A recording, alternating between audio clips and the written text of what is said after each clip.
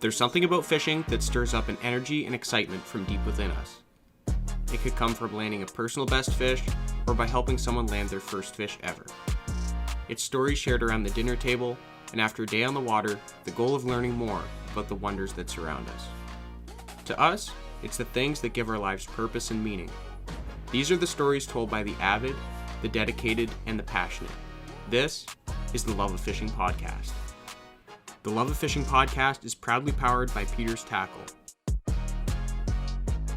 and sponsored by Freedom Tackle, Silver Salmon, Dreamweaver, Team Underdog Cutbait, and Grimsby Tackle.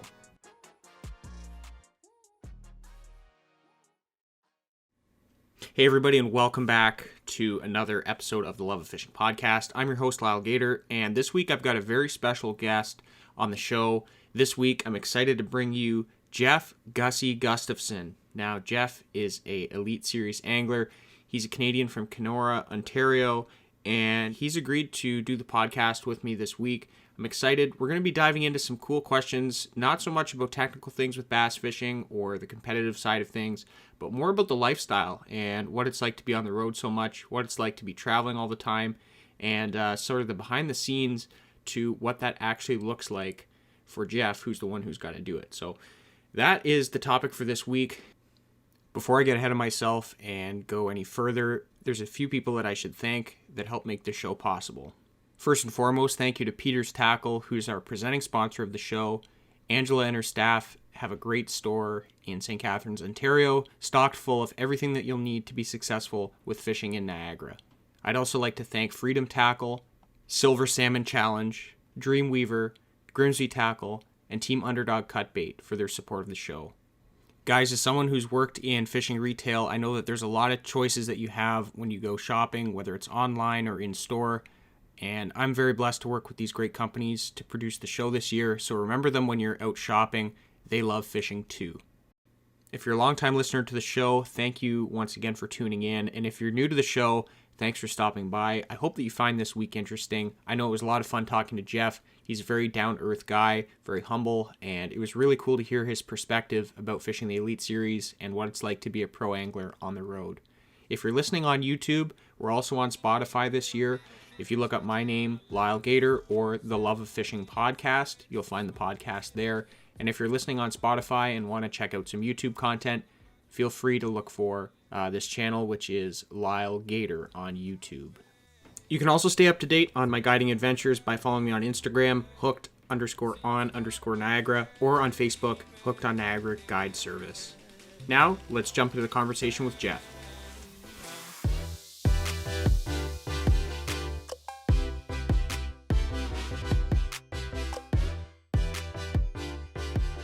And now I'd like to welcome a very special guest to the Love of Fishing Podcast. He's a writer, guide, husband, Elite Series angler, and now video game star. This is the one and only Jeff Gustafson. Welcome, Jeff. How's it going, everybody? Today, I'm going to try and ask you questions that I did a bit of research. I did a bit of probing, tried to find all the questions that different media releases, different podcasts have asked you, and I'm trying not to ask those. So I did a bit of snooping, and I found that you are also a geography grad. I did a year at Lakehead, and then I went to University of Manitoba. So yeah, I call it the Keep Mom Happy degree because I did not know what I wanted to do at that time. And I was a geography major and a history minor, and I was sort of interested in those subjects, but I kind of chose those because they were like textbook courses. So if I missed a few classes for fishing or whatever it might be, I could stay, sort of read and stay in the loop. But I wish, looking back, I wish I would have taken business or marketing stuff and it would have been a little more, useful for my sort of, but at that time, I didn't know what I wanted to do. I loved, I followed pro bass fishing, big time. I can remember being in high school, around in the late 90s, early 2000s, and that's when the first like wrapped boats were coming out, and they were popping up on the FLW tour, and I would like go through the galleries looking at some of the old pictures to like I just thought the wrapped boats were so cool. And, so I was a fan of it from a pretty young age, and just never really thought, oh, I'll never be able to afford to like go and cross the border and pay big entry fees and do it. And, I just kind of kept at it, and you know how life goes. You meet some people along the way that can help you out. And I caught a few breaks to kind of get started. And this fella named Don Nelson from Minnesota, I'd guided him a few times fishing and hunting trips, and we got to be pretty good friends. And he owned a business called KrugerFarms.com, and then also a marketing agency, and had the means to kind of help me out, and paid my entry fees, the first few years so I could go.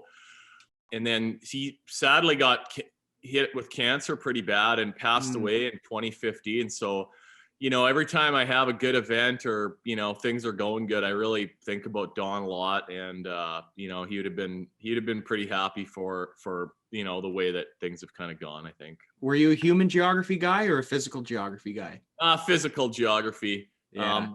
The funny story, when I went to Lakehead, they have a program called outdoor recreation. So I thought that was going to be cool, but it was very anti fishing and hunting. It was horrible. Yeah. And, all the students, like nobody was like from a small remote town like me, like they grew up fishing and hunting. I mean, it was all city kids that just were, and they were taught to like hate hunting and fishing and, so it was sort of weird. Like I did one semester of that, and then I realized, well, this is not for me. Then I took some general courses, and then I went to U of M, which living in Kenora, Winnipeg's 2 hours away. Thunder Bay was 5 hours away. So yeah, Winnipeg, it worked out, and I could come home, on the weekends and fish and hunt and do what I wanted to do. Ontario is so big that we have 2 time zones. And yeah, we do. You get about an hour east or west of Thunder Bay, and we switched to Central Time. So yeah. Yeah. Awesome. Well, I'm a human geography guy, and thinking about what you do and being on the Elite Series and all the travel, like that part of it to me is fascinating. Beyond the fishing aspect, the competitive aspect, what it must be like to do so much traveling, meet so many people, see so many places. The first sort of defined question that I have for you is just sort of a warm-up question. What's the best and worst food you've had on the road? Well, I'm kind of a picky eater. I'm a very plain guy. I'm not big on a lot of exotic stuff or saucy stuff. I probably sushi's probably my favorite thing. So anytime we get, around, closer to the ocean or even around some of the bigger cities where you can get like good sushi, we try to do that. My wife Shelby travels with me for, last year, most of the season, just because it was so hard to come back to Canada and cross the border. And so she got out of work for a few months, and we just sort of stayed in the US. And when we leave next week, she's going to come with me, and we'll be down south for a couple months for, the first sort of chunk of the season. But yeah, we try to find some, you can't go and eat out at awesome places, all the time. I guess, I make a living where I can get by and pay my bills and things are going pretty good, but like, we're not, it's funny. Like the perception is, cause you see that, I've got a really nice truck and half my job is driving. So you got, you kind of got to have a good, reliable vehicle and something that's comfortable. The boat and the new equipment is, it looks all very glamorous, but and it's fun to travel and go to all these places. And I mean, made lots of awesome friends and seen lots of cool places, but you're also away from home a lot of the time. Like, if Shelby's not with me, then I'm by myself, and I've got, a good group of friends and buddies that I kind of travel with. We'll typically rent houses together the weeks that we fish. And it's our little sort of family on the road. But the traveling part of it and being away from home for sometimes months at a time, I mean, that part of it's not glamorous, so it's right. But you just try and make the most of it, and it's sure a lot easier when she's able to come and be there too. Absolutely. So you guys do enjoy going out sometimes for food, but it's not every night or anything like that. No, it's not. And it's tough to, you start doing that. It's tough to kind of maintain like a sort of healthy diet, Yeah. And I'm not like a health freak or anything, but you try to not eat too bad because you're gonna, you know, when you're rushing around and on Mhm. the road, I mean, you're gonna get fast food here and there, and you definitely get enough of the no good stuff. So Yeah. we try to rent houses and then cook a lot of our own food, and that works out pretty good. But You mentioned about renting a house with several other guys. These are guys also fishing with you, yeah, against you. Yeah. So how yeah, does that work? I'm interested in sort of the social side of you might share information, I'm assuming, sometimes with yeah. some guys. But how does that work? When I started fishing, like I fished the FLW tour for several years, and then this is Hmm. going into year 4 on the Elite Series. When it started out, you didn't really know anybody. I found a few guys that I kind of rolled with, and it was more a function of just trying to cut down on the accommodation expenses. Sure. You have a couple guys to stay with, it cuts the price of a house into thirds, and it's a lot more affordable. And then it turned into, you want to have, I made some really good friends, and I've had probably 8 or 10 different roommates over the years. The last few years on the Elite Series, it's kind of been Chris and Corey Johnston, Seth Fider, Chris Groh, and then last year Matt Robertson kind of got into our group. And we lost Chris after last year. He's going to fish the pro circuit this year. But yeah, we have a good group, and we're buddies. We definitely compare notes and share a little bit of info with each other. We're not like necessarily sharing spots, but Yeah. just I talk to Seth every day, and we'll compare notes, and I can tell him something, or he can tell me something, and I'm not going to see him sitting on my spot the next morning or anything like Right. that. There's lots of respect there, and there's been times when either maybe one of us has found a good little program where you can catch a nice limit off of, maybe like cash a check off of, and if you can share that with your buddy when at a tough bite, it makes it easier, and a lot of the guys are doing that, so it's just it kind of helps. And it's a pretty short practice. I mean, we only get 3 days when we at our events, so Yeah. if it's a body of water, a lot of the places now I've been to before, maybe multiple times, so you have an idea of like the parts of the lake that you like, the layout of the lake, and that generally will speed up your process of finding fish.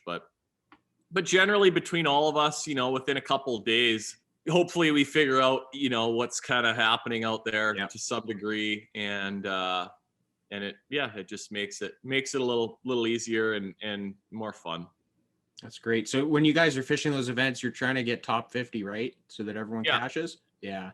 Well, our field is actually 90 this year. Last year it was 100, and I think they paid to top 50.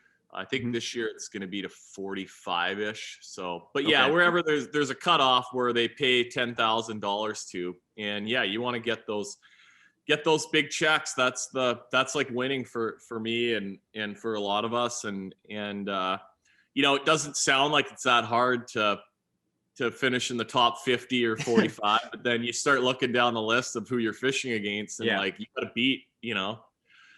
got to beat every other guy if you want to get some money. So it's a tough crowd.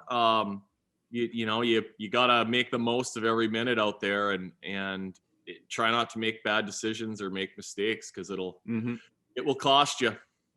Right. You talked to about, not just sharing info, but also about spots. You said if you gave someone some information, you wouldn't expect that they'd be on your spot. Can you just maybe elaborate a bit on the etiquette around fishing someone's spot or in an event? Like, what are the rules? Because some of my viewers might not be familiar with the protocols and that sort of thing. Well, I mean, we all come across people in fishing, whether it's tournament fishing or just your fishing buddies. If somebody takes you to a spot or shows you, or you see them fishing an area, Yeah. It's then at your decision whether you're going to go back and fish that area or go and check it out after, and and that's the way it is. I mean, there's no rules. Like anybody on the Elite Series can fish where they want, but like there's a couple guys that kind of have poor reputations because they don't care, and if they see you fishing somewhere and they don't have anything going on, they'll come and fish by you like without any shame. And I'm kind of old school like that. I like, you're not going to see me do that to anybody. And that, I don't expect it to happen to me. And if it does, then, the problem is there's been, that kind of stuff happens. And then like an example, a few years ago at the St. Lawrence, a guy, the tournament that Chris won, there was a guy that, and I'm not going to say anybody's names because it's, but there was a guy that Corey came around the corner. Chris had caught his fish in the morning and went in, and this guy was fishing on Chris's spot, and Corey stopped his boat, chirped at him, and left and went, and then at the end of the day, this guy actually filed a protest against Corey for chirping at him. And like, we were just like, okay, zero respect for this guy. Cause if you're going to poach someone's spot, I mean, that's fine, but man up and expect that it's, not cool. Yeah. Yeah. And so that's the thing. If you're going to do that stuff, don't whine about it if you get called out for it and that sort of thing. I mean, but generally, I mean, if you're doing something that's kind of gray or shady, and it's just one of, like we learn when we're little kids, like treat people how you want to be treated, and what goes around comes around. So it's just like the unwritten rule, but it's like anything, there's an etiquette, and you just try to have respect for your competition, and for the sport too. For sure. It's an interesting dynamic because obviously guys that are fishing at that level, they may know when they see you on a spot, how big is the spot that you're fishing? Because sometimes, spots can be huge, right? But you're fishing the spot on the spot. How do you find that compared to guiding when maybe you're on the water with people that don't understand how small things can be? Yeah, I mean, like I'm pretty nice. Like I don't know.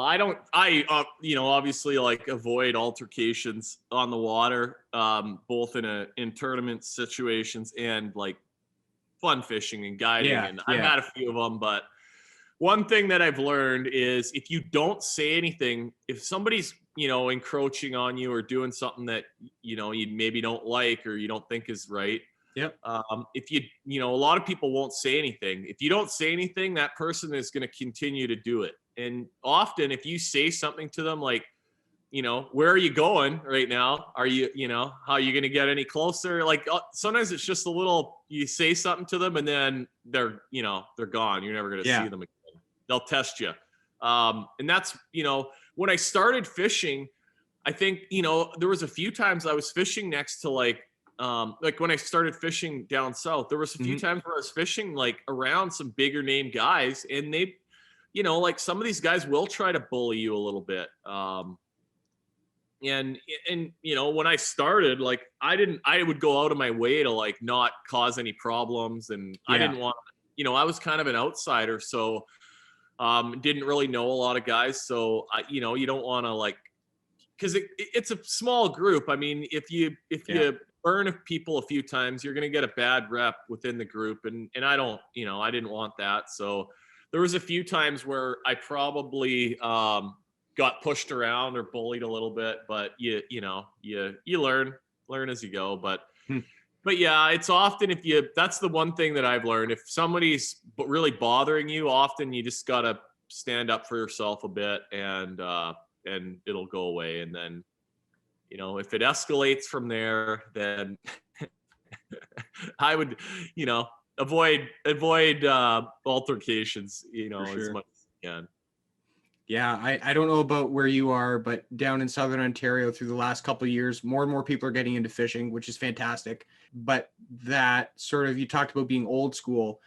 There is no school for some of these people. They're very new.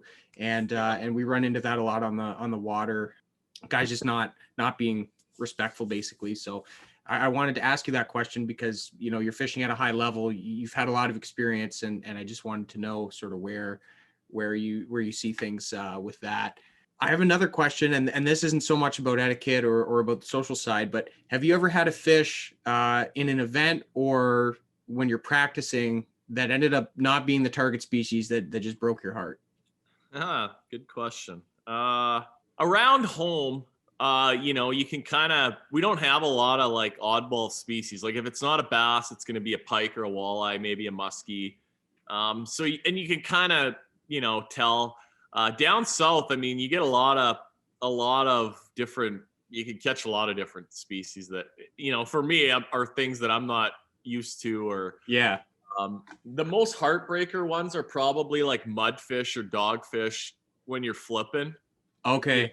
because you're like close contact. They're sitting under a tree or under a mat, like in a spot where you expect to get a bass to bite. And then, Yeah. if it's a 5, 6, 8 pound mudfish, I mean, when you set the hook, it's like, oh yeah. And I've had a few of those where I thought I had like, this is a big money fish on the Yeah. line, and it's a mudfish, and that's probably been like where I've had the most heartbreak for sure. And then some of the lakes, like we have the Classic coming up at Lake Hartwell, but some of those like spotted bass lakes that are sort of deeper and clearer, they have really good striped bass fishing, and they get big. I mean, like I've caught 25, 30 pounders. And like they love a jerk bait, so you hook one of those on your jerk bait, and like I'll throw a mega bass jerk bait a lot, Yeah. and so I don't want to lose it. I'm only throwing it on 8 or 10 or maybe 12-pound tests. So like you gotta just fight these. And like I've had these things on for like half an hour before, chasing them around the lake like a 25 pounder, and I want my bait back. So, Yeah. I have had a few of those where big fish that you are real time wasters. Has there ever been a place that you fished, maybe just for fun or on the series, that would make you think about moving? Because you're coming from a place that has amazing fishing, lots of different species. Yeah. Is there anywhere that you really love?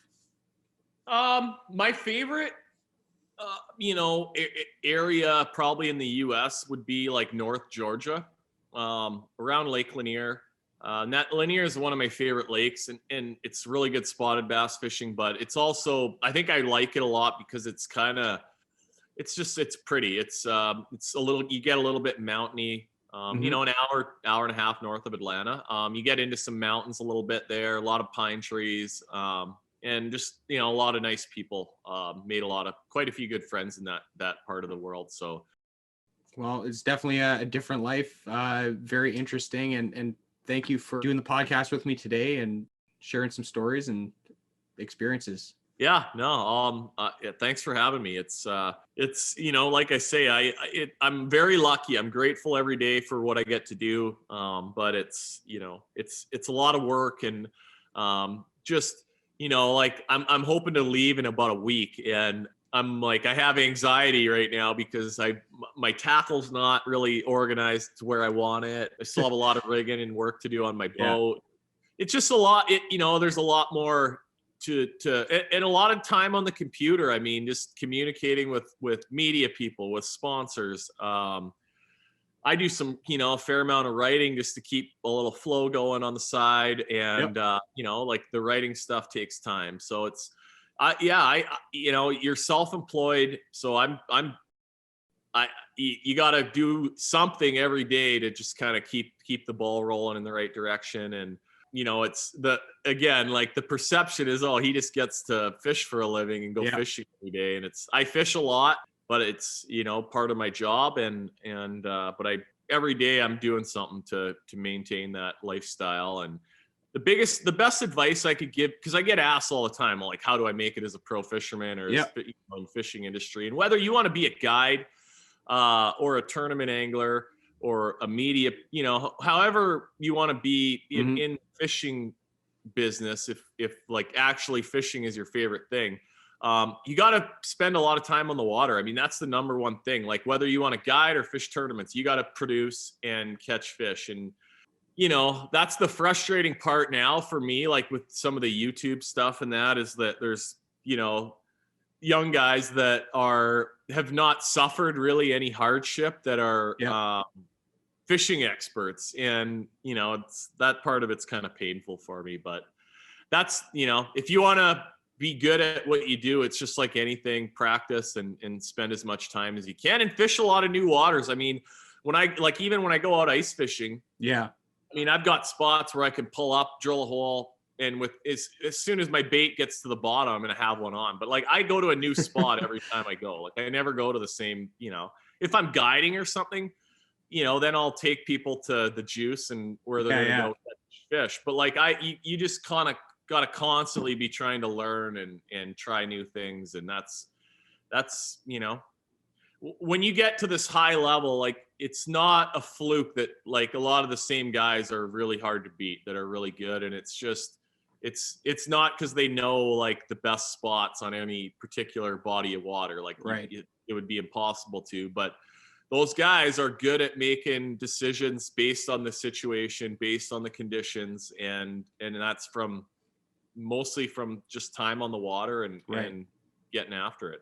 Yeah, he developed that feel, right? Like when things are changing, and the fish change for you guys too.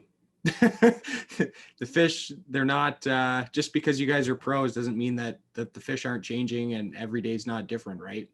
Yeah. No, it's yeah, you constantly got to be on your toes and be able to acknowledge like my program isn't working today after, 20 minutes or half an hour or an hour, whatever it is, but you got to be able to recognize that. And I mean, last year I had a really good year, but obviously from winning one of the tournaments, from a financial standpoint, that covered me pretty good for the year, took all the pressure off. But at the same time, you want to maintain a pretty high level. You want to make the classic. And I had some bad tournaments in there too. And I, usually have one or two of those every year, and you hope you just keep them to a minimum. But yeah, it's, you go fish tournaments on new bodies of water, 9 or 10 of them in a year, you're going to have a couple where you sort of hit the struggle bus a little bit, but just try to learn from the mistakes. And I made a few last year that hopefully I'll be able to, acknowledge a little bit quicker in the process and avoid the same result this coming season. Well, best of luck. New season kicking off for you. So yeah, it'll be exciting. Okay. Well, thanks for having me. Yeah. Thanks, Jeff. Talk to you soon. Okay. Take care.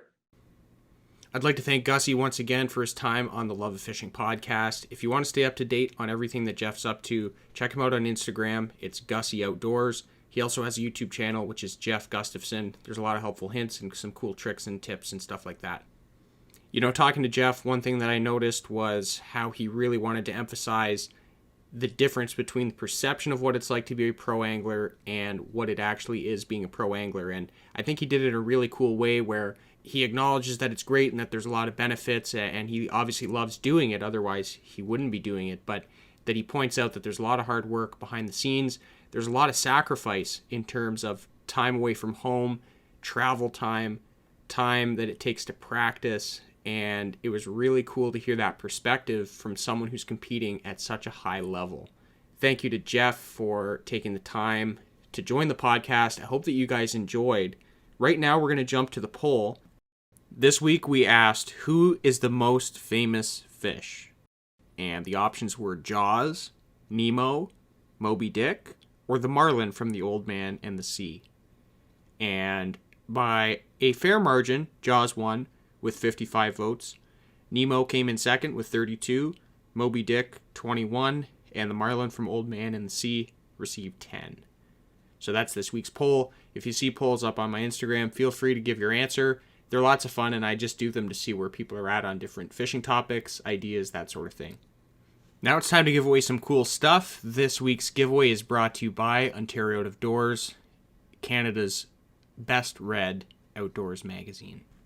Every week we've been giving away some cool stuff through the Love of Fishing podcast. If you're listening on Spotify and you want to play, head over to my YouTube channel and find this week's episode with Gussy. And to play, all you have to do is comment on the video what your favorite species of fish to catch is. Leave a comment, and that will enter you to the contest. You also have to be subscribed to the channel in order to be a winner. And it's pretty simple. Leave your comment. I put them in a blender, and I pick a random name out of that selection. So pretty simple. We like to do it. We like to give back. And thank you to Ontario Out of Doors again for donating a subscription to their magazine this week. That's about it for this week. If you are listening on Spotify, don't forget to give this podcast a follow. And if you're watching on YouTube, don't forget to hit subscribe to stay up to date on every episode of the Love of Fishing podcast. Once again, I'm your host, Lyle Gator. It's been a great joy to bring you this podcast this week as we sit down and talk with Jeff Gussy Gustafson. Guys, have yourselves a fantastic week, and don't forget to get outside and go fishing. Peace.